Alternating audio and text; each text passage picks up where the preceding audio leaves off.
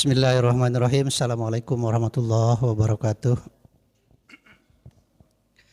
Alhamdulillahirabbil alamin. Salatu wassalamu ala asyrofil anbiya'i wal mursalin Sayyidina Muhammadin wa ala alihi washabihi ajmain. Rabbi shrah li sadri wa yassir li amri wahlul 'uqdatam min lisani yafqahu qawli, amma ba'du. Hadirin jamaah Masjid Riyadhus Shalihin, pertama marilah kita panjatkan puji dan syukur kehadirat Ilahi Robbi. Salawat serta salam semoga tetap terlimpah curahkan kepada junjungan kita Nabi besar Muhammad sallallahu alaihi wasallam.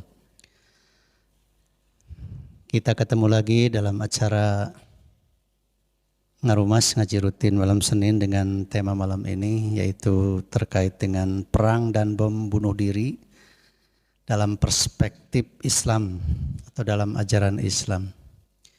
Baru-baru ini kita dikejutkan kembali di hari Rabu tanggal 7 Desember 2022 di Polsek Astana Anyar, Kota Bandung, diserang oleh salah seorang warga, yaitu bom bunuh diri, sehingga mengakibatkan adanya meninggal dunia baik penyerang itu sendiri maupun pihak kepolisian.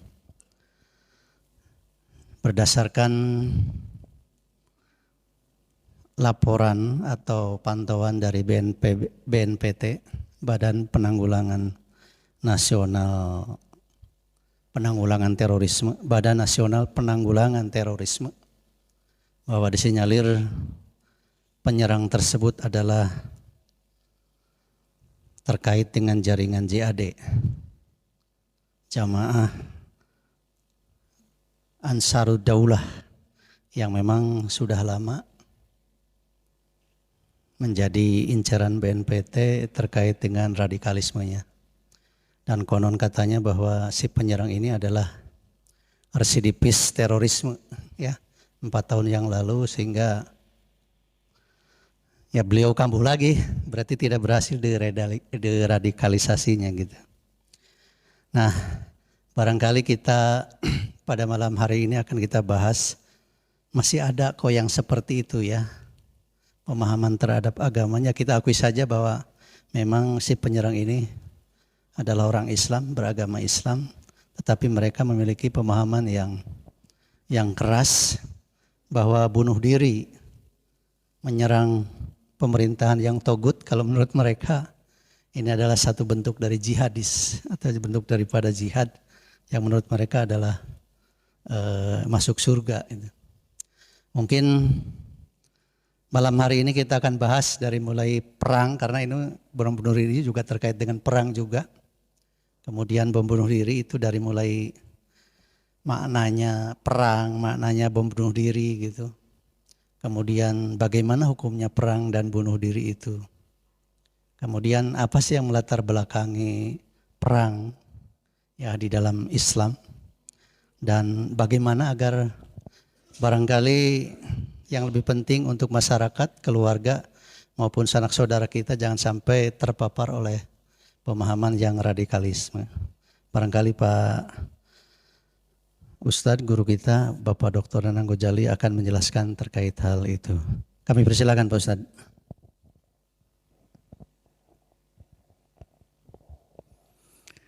Assalamualaikum warahmatullahi wabarakatuh. Bismillahirrahmanirrahim. Alhamdulillahirabbil alamin wa bihi nasta'in. Asyhadu an la ilaha illallah al-malikul haqqul mubin. Wa asyhadu anna Muhammadan abduhu wa rasuluhu shadiqul wa'dul amin. Allahumma fasalli wa sallim wa barik ala sayyidina Muhammad wa ala alihi wa sahbihi ajma'in. Amma ba'd. Qala Allah ta'ala fil Qur'anil Majid. A'udzu billahi minasy syaithanir rajim. Bismillahirrahmanirrahim. Ya ayyuhalladzina amanu taqullaha wa kunu ma'as shadiqin. Sadaqallahul azim wa nahnu ala dzalika minasyahidin wasyakirin walhamdulillahi rabbil alamin. pengatur waktu yang sekaligus juga sesepuh kita, Ketua DKM Masjid Riyadhus Shalihin yang saya hormati, Al-Mukarramun, para ustadz, para imam, para khotib, para jamaah pengajian Riyadhus Shalihin yang saya muliakan dan pasti Allah muliakan.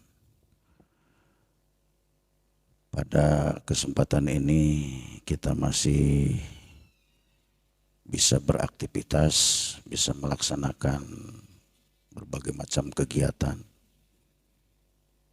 Baik itu kegiatan yang sifatnya duniawiyah, diniyah maupun ukhrawiyah. So bagi kita kehidupan ini diisi dengan tiga aktivitas. Yang pertama kegiatan duniawiyah, karena kita hidup di dunia tentu harus melaksanakan kegiatan-kegiatan yang bersifat duniawiyah. Yang kedua adalah kegiatan diniyah, kegiatan yang bersifat keagamaan, termasuk kita melaksanakan sholat dan ngaji, ini bagian dari kegiatan diniyah. Kemudian yang ketiga adalah kegiatan yang bersifat ukhrawiyah. Ukhrawiyah ini juga tidak lepas dari diniyah, duniawiyah. Jadi di dalam agama kita tidak ada istilah dikotomi, perbedaan, atau apalagi pertentangan antara ketiga kegiatan ini. Semua kegiatan ini bersifat integratif, bersifat menyatu. Jadi tidak bisa dipisahkan kegiatan agama dengan kegiatan dunia. Begitupun apalagi kegiatan dunia dengan kegiatan akhirat. Jadi dunia ini sebagai alat untuk menuju akhirat, dan cara kita melaksanakan kegiatan di dunia ini salah satunya adalah kegiatan diniyah, kegiatan keagamaan. Pada kesempatan ini kita akan sedikit mendiskusikan tentang fenomena yang sebetulnya ini fenomena yang sudah tua ya, yang sudah lama. Peperangan itu terjadi ketika Allah menciptakan manusia. Jadi kita misalnya tahu tentang kisah dua anak Nabi Adam yang namanya Qabil dan Habil itu melakukan peperangan. Kemudian jauh sebelum itu juga iblis dengan Adam juga melakukan peperangan. Jadi perang ini di dalam kehidupan makhluk ya merupakan sebuah fenomena yang sudah sangat menyejarah. Nah, akhir-akhir ini perang ini menjadi satu term, satu istilah yang sangat menarik gitu. Dengan munculnya sikap-sikap atau gerakan-gerakan yang mengatasnamakan, ya kita sebut mengatasnamakan Islam, mengatasnamakan agama. Jadi ada orang yang memahami agama itu, memahami Al-Quran secara letterlekis. Secara letterlekis itu ya bagaimana bunyi terjemahnya saja. Jadi kalau dalam Al-Quran waqatilu fi sabilillahi bi amwalikum wa anfusikum, perangilah mereka orang-orang kafir, orang-orang musyrik dengan harta dan jiwa kalian. Jadi apa yang mereka baca ya apa yang mereka harus laksanakan itu. Jadi itu memahami Al-Quran secara letterlek. Dan orang-orang radikalis ini adalah orang-orang yang memahami Al-Quran seperti itu. Ya, kenapa mereka memahami Al-Quran seperti itu? Karena menurut mereka Al-Quran itu harus dilaksanakan sekarang. Ya. Jadi kalau ada perintah perang ya harus laksanakan perang itu. Terus yang kedua, kata mereka memahami Al-Quran itu jangan terlalu jelimet-jelimet. Gitu. Jangan harus pakai ulumul Quran, wah itu lama itu. Untuk melaksanakan Al-Quran itu harus masantren dulu gitu ya. Tidak cukup waktu 1 tahun 2 tahun untuk memahami ilmu Al-Quran. menurut mereka. Dan kalau kita belajar ilmu Al-Quran, memahami Al-Quran, melaksanakan Al-Quran itu harus berdasarkan ilmu-ilmu itu, ya kapan katanya kita melaksanakan Al-Quran ini? Kapan kita melaksanakan perang? Gitu. Nah ini salah satu paradigma berpikir orang-orang yang disebut dengan radikal. Nah kemudian kalau kita melihat latar belakang mereka, itu hampir pada umumnya tidak berlatar belakang ma'had, tidak berlatar belakang pendidikan Islam yang benar. Jadi ya boleh dikatakan mereka itu ada orang-orang preman, orang-orang yang sama sekali blank mengenai pemahaman agama, kemudian masuk ke dalam komunitas orang-orang yang keras di dalam memahami Al-Quran, kemudian diberi janji-janji, diiming-imingi gitu ya, kalau misalnya mati di dalam peperangan, mempertahankan agama, memerangi orang-orang kafir, memerangi pemerintah yang togut, maka pada saat mati itu sudah ditunggu oleh 70 bidadari gitu ya. Jadi itu kan ada disebut dengan pengantin ya. Jadi mereka itu disebut calon-calon pengantin. Nah itu karena mereka sudah dicuci otaknya, sudah dihipnotis ya, sehingga tanpa berpikir sehat, tanpa pertimbangan-pertimbangan yang matang, dan mereka yakin itu. Jadi apa yang ditanamkan oleh para seniornya itu diyakini sebagai sebuah kebenaran. Jadi kalau sudah ideologi, kalau sudah keyakinan, apapun yang terjadi akan mereka tempuh dan mereka lakukan. Nah itu sebetulnya di dalam sejarah agama juga pernah ada yang disebut dengan Ashabul Ukhdud ya. Jadi Ashabul Ukhdud itu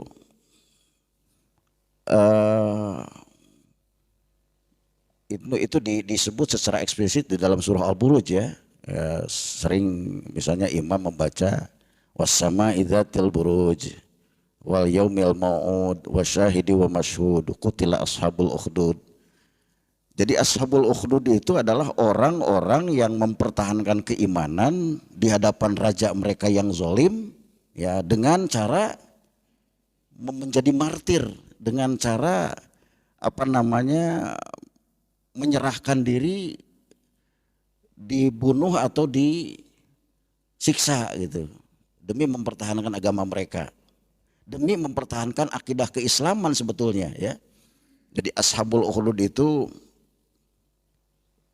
terjadi pada, kalau saya lihat di dalam sejarah itu pada 500 tahun Hijriah Masehi.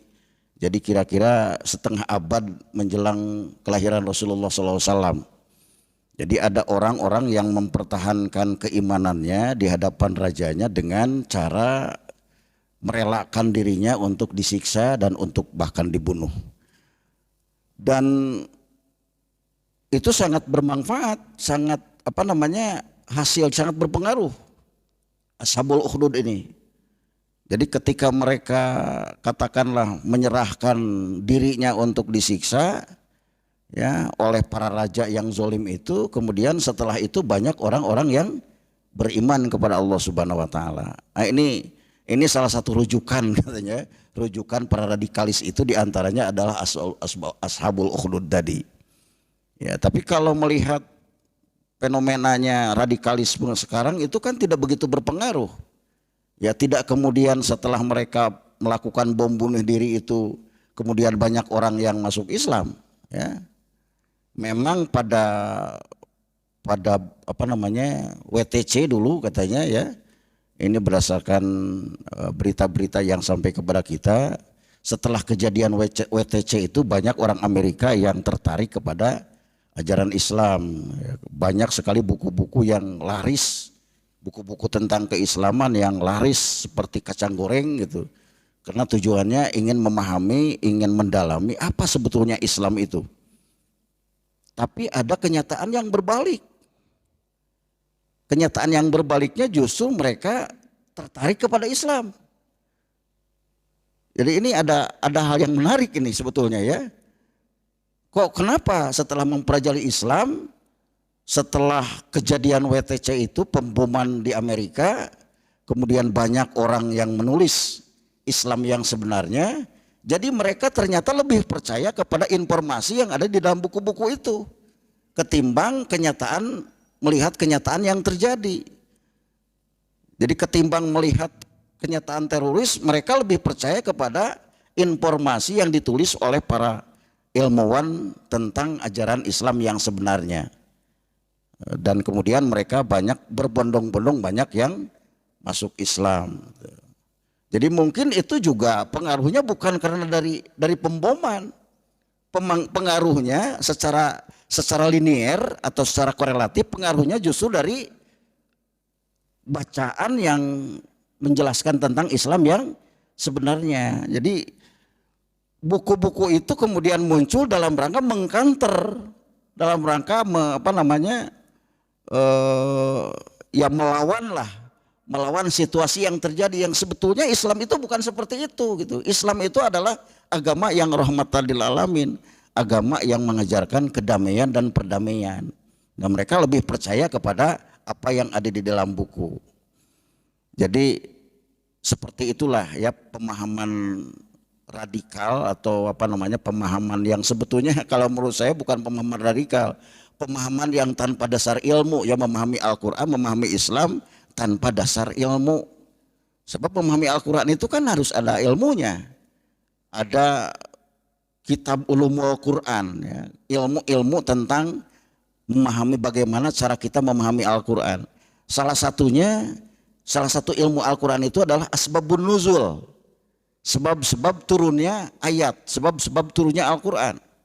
Jadi kalau tadi misalnya ada ayat waqatilu fi sabilillah atau faqtulul musyrikina kafah kama yuqatilunakum kafah, itu juga tidak bisa lepas dari kronologi turunnya ayat itu. Jadi konteksnya apa, pada waktu apa turun ayat itu, dan kepada siapa ditujukannya, dan pada situasi seperti apa. Nah sehingga kemudian ini melahirkan fikih perang gitu Pak ya. Jadi kalau tidak ada fikihnya tuh bagaimana perang ini? Ya salah satu persyaratan perang itu kan yang pertama, perang itu harus dilaksanakan di zona peperangan. Ya, jadi harus ada kesepakatan dulu antara orang yang kelompok yang mau berperang ini, zonanya di mana ini, batasnya dari mana, secara teritorial itu harus jelas dulu. Dan seperti itu jelas di militer juga kalau tidak salah seperti itu, harus ada kejelasan mengenai zona yang harus dijadikan tempat peperangan. Kalau keluar dari situ itu sudah melanggar aturan. Apalagi sekarang ada PBB ya. Ada Perserikatan Bangsa-Bangsa yang membuat aturan kepada setiap negara yang terikat dengan PBB itu harus patuh kepada aturan-aturan PBB. Jadi ada perjanjian, ada darul ahdi disebut ya, dalam bahasa agamanya darul ahdi. Jadi semua negara yang ada di dunia ini terikat dengan perjanjian dengan PBB.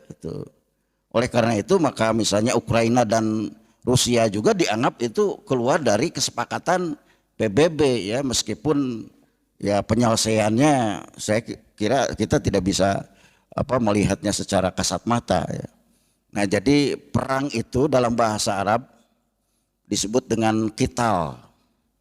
Jadi qital itu artinya apa? Qital itu masdar, isi masdar dari kata kerja qatala yuqatilu muqatalatan wa qitalan. Jadi dalam bahasa Arab itu ada ilmu shorof ya, ada yang disebut dengan kalimat kata kerja, kalimat fi'il yang terdiri dari 3 huruf ditambah 1 huruf. Nah itu disebut dengan sulasi mazid. Nah ini termasuk bagian dari sulasi mazid. Asalnya mah qatala yaktulu. Nah kemudian ditambah alif jadi qatala yuqatilu muqatalatan wa qitalan. Apa artinya qatala itu? Saling bunuh. Jadi secara leksikal atau secara kamus pengertian qatala itu saling bunuh. Muqatalatan saling melakukan pembunuhan. Nah jadi secara bahasa qital itu adalah saling bunuh. Nah sekarang secara istilah saling bunuh dalam konteks apa? Saling bunuh dalam konteks mempertahankan sesuatu yang dipertahankan. Ya bisa mempertahankan negara, bisa mempertahankan komunitas, ya bisa mempertahankan kesukuan kalau pada zaman jahiliyah dulu. Ya, jahiliyah itu adalah masyarakat kesukuan. Masyarakat yang hampir setiap saat itu berperang antara satu suku dengan suku yang lainnya itu. Ya, masyarakat tribalis. Nah tentu saja kalau suku Quraisy, suku Bani apa melakukan peperangan itu dalam rangka mempertahankan gengsi kesukuan. Jadi setiap suku itu, setiap komunitas secara sosiologi ya punya gengsi masing-masing kan. Ya antar kampung saja kan sering ada perkelahian antar kampung itu dalam rangka mempertahankan gengsi komunitas, gengsi warga kewargaan.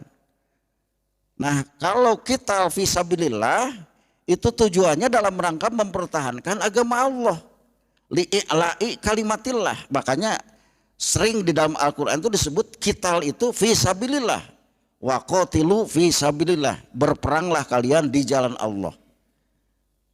Nah ini bagaimana sih sebetulnya hukum berperang ini? Ya di dalam Al-Quran disebut kutiba alaikumul qital. Jadi ada beberapa ayat yang dimulai dengan kutiba ya. Di antaranya adalah kutiba alaihimul qital, diwajibkan atas kamu sekalian berperang. Nah jadi pada awalnya berperang di jalan Allah pada zaman Rasulullah itu hukumnya wajib. Bahkan fardu ain hukum berperang itu asalnya. Artinya kewajiban yang harus dilaksanakan oleh setiap muslim. Jadi kalau Nabi misalnya mengumumkan besok kita akan berperang, maka seluruh umat Islam tidak ada yang boleh yang tertinggal di rumah, semuanya harus turun ke medan perang. Mau laki-laki, mau perempuan, mau orang tua, semuanya harus ikut berperang. Itu awalnya hukum berperang di jalan Allah itu fardu ain, wajib yang harus dilaksanakan, kewajiban yang harus dilaksanakan oleh setiap orang. Jadi ketika terjadi peperangan tidak ada satupun yang tertinggal itu di rumah, semuanya turun ke medan perang. Nah kemudian setelah beberapa kali melakukan peperangan, ternyata banyak aspek-aspek kehidupan yang terbengkalai, ya. Masjid kosong beneran gitu, nu berjamaah langka, artinya pengajian kosong, majelis taklim tidak ada jamaahnya karena semuanya ikut berperang. Maka kemudian Allah menurunkan ayat yang menasakh, yang mengganti hukum fardu ain perang itu menjadi fardu kifayah saja. Ya. Ayatnya adalah surah At-Taubah ayat 122. A'udzubillahi minasyaitonirrajim. Bismillahirrahmanirrahim. Wa ma kanal mu'minuna liyanfiru kafah falaula nafara min kulli firqatin minhum ta'ifatul liyatafaqahu fid din wal yunziru qaumahum idza raja'u ilaihim la'allahum yahdharun. Ayat itu adalah ayat yang mengganti, ya ada yang mengatakan membatalkan, ya nasakh itu membatalkan hukum. Jadi di dalam ilmu Al-Quran itu ada yang disebut dengan nasakh. Nasakh itu Allah membatalkan hukum, diganti dengan hukum yang lebih baik. Yang tadinya fardu ain kemudian diganti dengan fardu kifayah karena melihat kenyataan ini perang diwajibkan secara keseluruhan kepada umat Islam ini tidak begitu maslahat. Sebab ada kehidupan-kehidupan yang tertinggal, yang terbengkalai. Makanya ayat yang menasah ini berkenaan dengan talab ilmu. Falaula nafaru min kulli firqatin. Jadi kalau misalnya tidak ada satu komunitas atau bagian dari umat Islam yang tidak melaksanakan majelis taklim, tidak melaksanakan thalabul ilmi, ini bagaimana ini? Itu jadi oleh karena itu maka diganti hukum fardu ain itu menjadi fardu kifayah saja. Itu pada zaman peperangan yang terjadi pada zaman Nabi yang jelas tujuannya, jelas zonanya, jelas persyaratan-persyaratannya ya. Nah sekarang pertanyaannya kalau perang sekarang bagaimana? Apakah masih sama tujuannya, misinya dengan apa yang dilakukan oleh Rasulullah? Apakah sifatnya offensif atau defensif? Sebab kalau melihat sejarah peperangan yang terjadi pada zaman Rasul, itu semuanya defensif, mempertahankan diri, bukan offensif, bukan menyerang, tapi bertahan. Salah satu contoh konkret ada perang Khandaq ya. Perang Khandaq itu jelas kan membuat parit di sekitar kota Madinah. Itu salah satu strategi yang diusulkan oleh Salman Al-Farisi yang tadinya orang Iran ya, orang Farsi. Jadi dia punya pengalaman dengan Khandaq itu, dengan strategi membuat parit di sekitar kota. Nah itu kan kalau membuat parit berarti kan menunggu ya, menunggu diserang.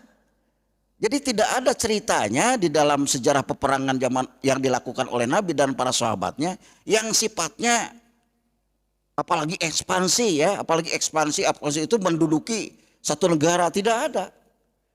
Hampir pada umumnya itu mempertahankan diri, mempertahankan agama, mempertahankan kota. Nah, apa sekarang seperti itu? Nah, tinggal kita mengkaji saja apakah peperangan yang terjadi sekarang ini, apakah misalnya bom bunuh diri itu juga bagian dari peperangan atau tidak? Apakah mereka orang-orang radikalis itu melakukan gerakan-gerakan radikalnya itu bagian dari perang fisabilillah atau tidak? Dan ini kalau di Indonesia sudah disepakati, Majelis Ulama sudah mengeluarkan fatwa ya, sudah mengeluarkan hukum bahwa yang namanya teroris itu adalah haram ya. Jadi peperangan yang dilakukan oleh mereka itu tidak bisa dimasukkan kepada kategori peperangan fisabilillah. Ya kalau persyaratan-persyaratannya sudah keluar dari bagaimana cara umat Islam melakukan peperangan, ya berarti bukan perang fisabilillah. Kalau bukan perang fisabilillah, bom bunuh diri itu bukan syahid. Sebab yang nama syahid itu adalah orang yang meninggal di dalam peperangan fisabilillah, di dalam peperangan yang memenuhi kriteria tadi. Jadi ya bagaimana syahid ya, yang bunuh diri itu jelas dalam Al-Quran, wala taqtulu anfusakum, kalian jangan membunuh diri kalian semuanya. Dan ayat itu bersifat umum. Jadi mau dengan cara bom bunuh diri dengan mengatasnamakan agama atau bukan, yang pasti ayat itu bersifat umum, meliputi seluruh perilaku bunuh diri apapun. Ya selama ini kan kita kenal bunuh diri itu orang ngagantung maneh katanya, atau minum baygon gitu. Ya hampir tidak masuk itu bom bunuh diri itu. Bom bunuh diri itu termasuk bagian dari bunuh diri, padahal sama itu.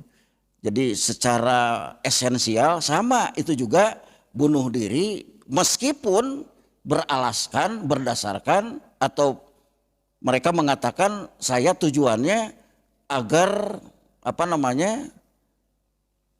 tujuannya apa kalau bunuh diri itu?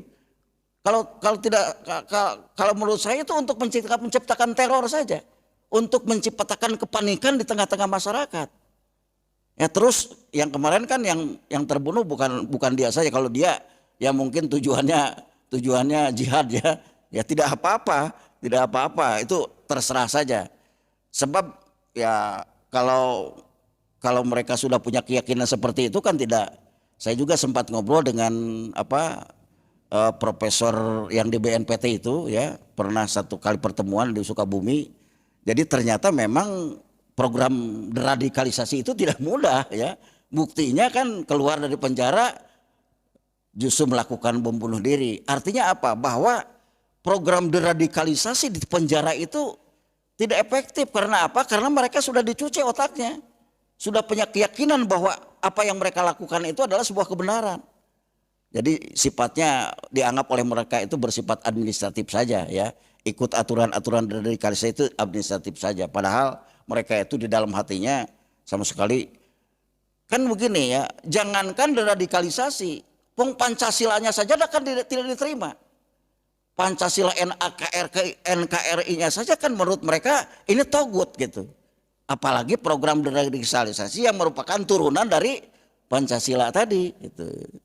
Jadi lebih lagi tidak akan diterima oleh mereka. Saya kira untuk sebagai pengantar itu saja Pak. Mudah-mudahan ini bisa diperkaya oleh para jamaah semuanya. Baik, terima kasih Pak Ustadz. Sangat menarik memang dan membuat kita penasaran ini. Tadi disampaikan oleh Pak Ustadz salah satu ekses dari contoh terjadinya kasus WTC ya. Pengeboman di Amerika ini banyak orang yang tertarik dengan Islam karena banyak menulis tentang Islam. Nah, barangkali ada cara yang antik gitu ya. Cara yang tidak membuat kesan bahwa Islam itu keras, Islam itu sadis gitu sebenarnya. Contoh sekarang ini di Piala Dunia Pak Ustadz. Di Piala Dunia sepak bola yang terjadi di Qatar dan baru pertama kali penyelenggaraan Piala Dunia ini di negara Islam. Ternyata Qatar luar biasa dakwah terhadap seluruh tamu yang nginap di hotel itu disediakan link Pak. Khusus tentang Islam gitu. Jadi setiap hari lebih dari 100 orang itu bersahadat katanya. Dan di Qatar itu udah siap gitu para ustadznya mensahadatkan para penonton yang mencoba untuk masuk Islam gitu. Karena di setiap hotelnya itu ada link terkait dengan Islam gitu. Jadi memang tujuannya di Qatar itu mendakwahkan Islam sangat luar biasa. Dan kebetulan sekarang mudah-mudahan ini sejarah juga ini. Maroko adalah salah satu negara Islam dan kebetulan sekarang masuk semifinal Pak.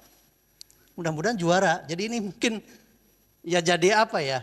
Jadi sejarah lah gitu. Pertama kali diadakan di negara Islam. Kalau juaranya di negara-negara Islam, waduh sangat luar biasa. Di perkembangan. Kalau lihat juga di Inggris ini. Sekarang 50% yang masuk Islam itu jauh lebih banyak daripada yang Kristen Pak. Menurut informasinya gitu. Dan penelitian di sana. Jadi luar biasa dengan dengan antik lah, tidak dengan kekerasan, tetapi dia mendakwahkan. Kemudian ada juara UFC Pak, Habib Nurmagomedov, saya kebetulan sebagai fansnya. Dia luar biasa Pak, kalau begitu dia menang, dia langsung sujud syukur. Begitu dia pertama kali mau itu, alhamdulillah, dakwah luar biasa memang dakwah. Seperti itu sangat-sangat luar biasa, mudah-mudahan yang seperti itu kita akan lihatlah di dunia ini semakin tersebar Islam itu. Nah barangkali itu mudah-mudahan ini dari jamaah ada yang ingin menyampaikan terkait dengan tema kita, menambah atau barangkali ingin memperdalam terkait dengan perang dan jihad atau perang dan bunuh diri menurut ajaran Islam ini. Silakan. Assalamualaikum warahmatullahi wabarakatuh.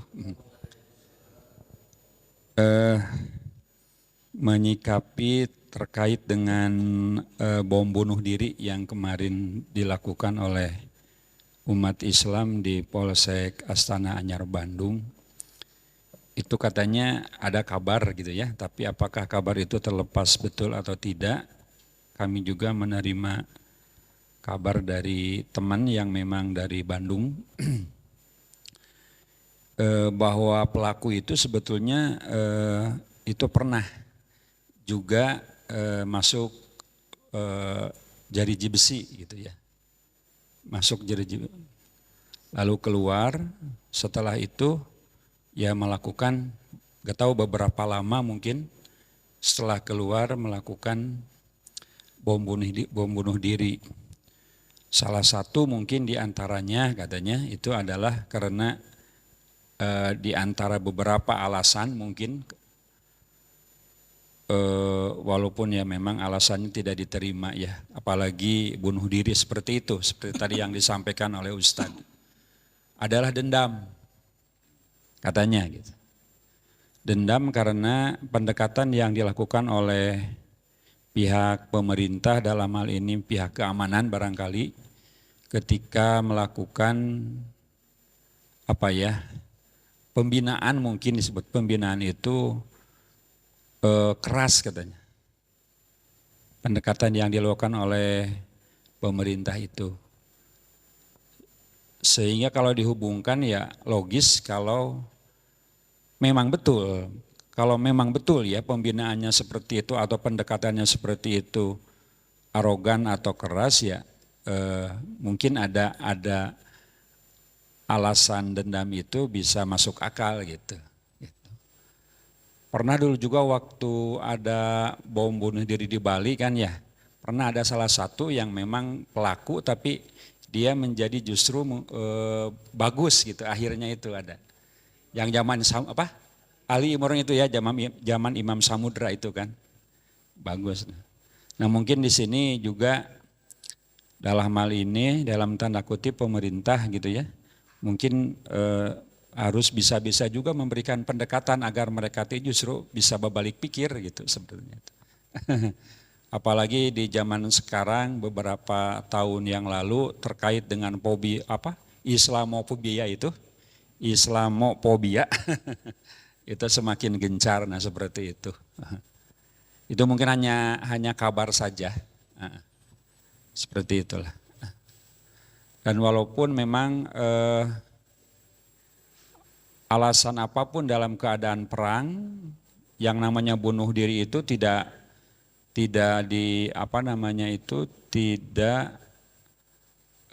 berdasarkan syariat Islam, tidak boleh gitu. Dengan alasan apapun bunuh diri itu tidak boleh. Pernah kan dulu zaman Rasul ada seorang sahabat yang ikut berperang, kemudian dia mati di dalam peperangan itu, terbunuh.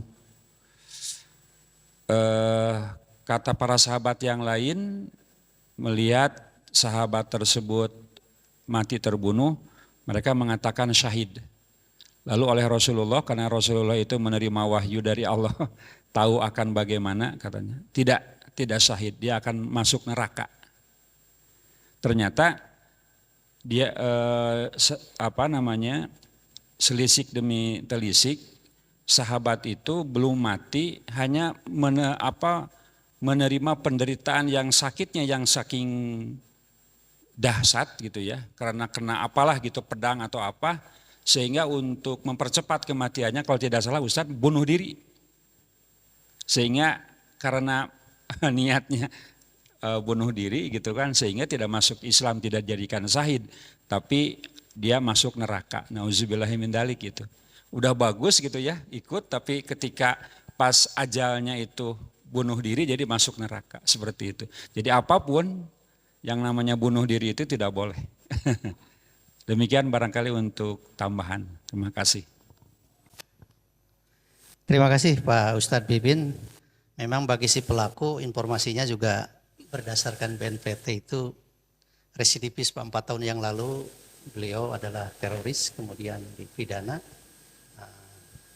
Setelah selesai dipidana 4 tahun, kemudian mereka nikah dengan orang Sukoharjo. Sebenarnya dia kediaman Sukoharjo Pak, di sana. Jadi kemudian dia izin ke istrinya mau kerja di luar kota.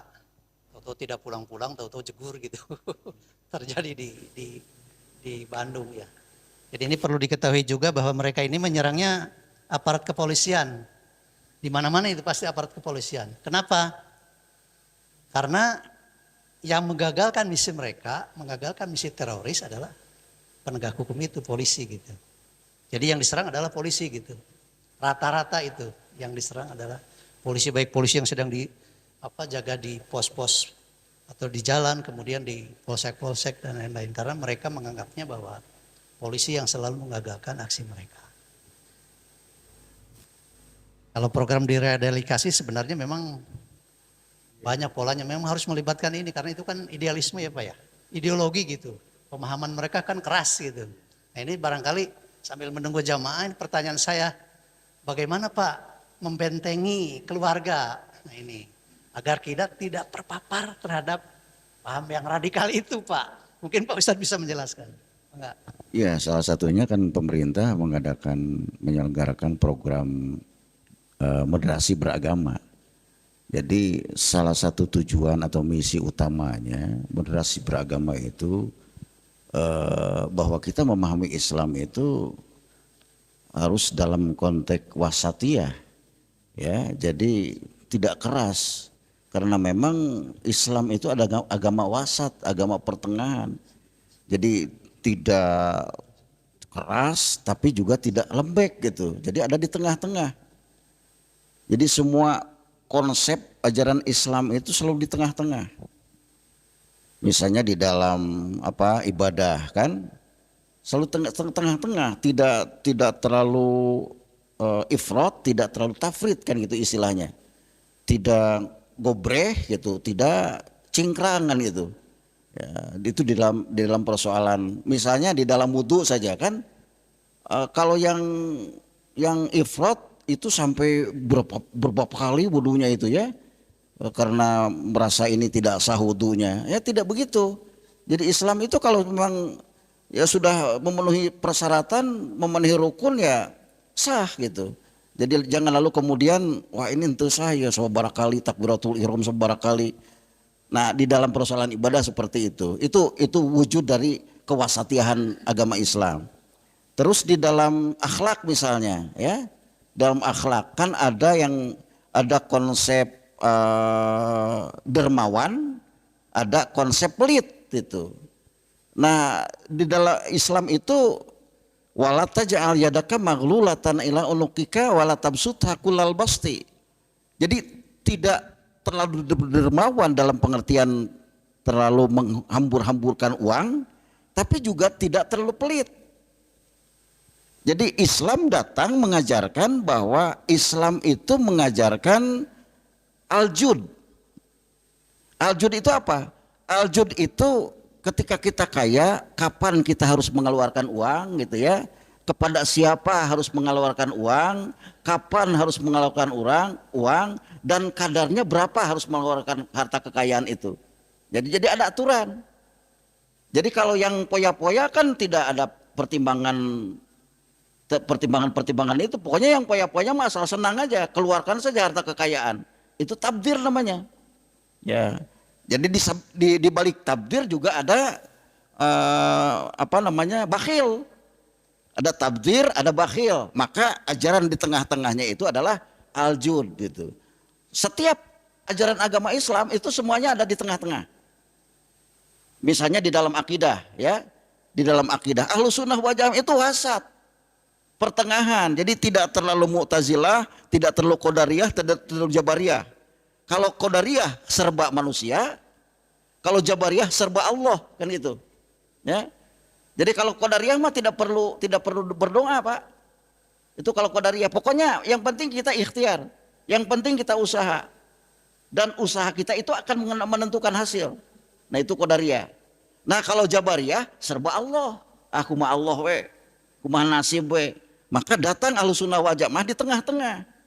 Ahlus Sunnah wal Jamaah itu ada al-kasbunya, ada ad-du'anya. Ada ikhtiarnya, ada usahanya, juga ada tawakalnya kepada Allah. Jadi makanya Ahlus Sunnah wal Jamaah itu kenapa banyak diikuti, karena wasat. Jadi semua ormas-ormas Islam itu juga wasat ya. Ya kecuali tadi teroris itu kan bukan wasat, itu teroris itu gulu namanya, bahkan ya. Dalam bahasa Arabnya gulu, keterlaluan. Pemahaman agama, pelaksanaan agama yang sangat keterlaluan. Itu gulu. Nah, makanya moderasi beragama itu dalam rangka itu gitu. Jadi sekarang kan masih sosialisasi katanya ya, kata Pak Dr. Rudi itu. Masih dimasyarakatkan, masih disosialisasikan. Ini belum pelaksanaan moderasi beragama itu. Baru di tatanan kebijakan ya. Belum kepada pelaksanaan bagaimana majelis ta'lim, bagaimana madrasah, bagaimana sekolah-sekolah. Itu belum sampai kepada lembaga-lembaga teknis gitu. Nah, salah satunya itu barangkali Pak. Jadi bagaimana kita merespon program pemerintah yang namanya moderasi beragama ini dengan baik, dan mudah-mudahan ini berjalan kan sampai 2027 kalau tidak salah ini. Program moderasi beragama ini. Baru sosialisasi 2027 itu. Baru setelah 2027 baru pelaksanaan. Nah, kemudian yang kedua, secara mikro barangkali di rumah-rumah kita ya, kita ajarkan kepada anak-anak itu Islam yang Ahlus Sunnah wal Jamaah lah ya. Islam yang Ahlus Sunnah wal Jamaah, yang dalam teologinya adalah sifat 20 gitu ya. Kalau kan ada Salafi ya, kalau Salafi itu tidak mengakui sifat 20 Salafi itu. Jadi ada perbedaan, misalnya kalau Ahlus Sunnah wal Jamaah wujud qidam baqa mukhalafatul lil hawadisi. Nah, kalau itu masih Ahlus Sunnah wal Jamaah ya, kemudian dijelaskan. Nah, kalau Salafi itu tidak mengakui itu. Tidak mengakui itu sebagai sifat Allah, tapi sesuatu yang menyatu dengan Allah. Terus yang kedua, kalau Salafi itu cirinya tauhid itu ada 3. Tauhid uluhiyah, tauhid rububiyah, tauhid asma wa sifat. Nah, itu Salafi, tapi itu tidak menyimpang sebetulnya ya. Tidak menyimpang. Bahkan itu bisa memperkaya akidah Ahlussunnah wal Jamaah. Karena penjelasannya, maksudnya juga tidak ada yang menyimpang. Tauhid uluhiyah bahwa Tuhan itu adalah Allah, tauhid rububiyah bahwa yang mengurus kehidupan makhluk ini Allah, tauhid asma wa sifat bahwa Allah itu punya nama dan punya sifat ya. Sifat dalam pengertian berbeda dengan sifat Ahlussunnah wal Jamaah itu. Jadi yang diajarkan kepada mereka itu ya sekarang kan sudah hampir tidak terdengar dari masjid itu anak-anak ya, nazam wujud qidam baqa. Ini barangkali peranannya para guru ngaji ya, Pak Ustadz Pipin itu ya, Pak Ustadz Iman. Jadi seperti itu ya. Mungkin itu saja yang bisa ditambahkan.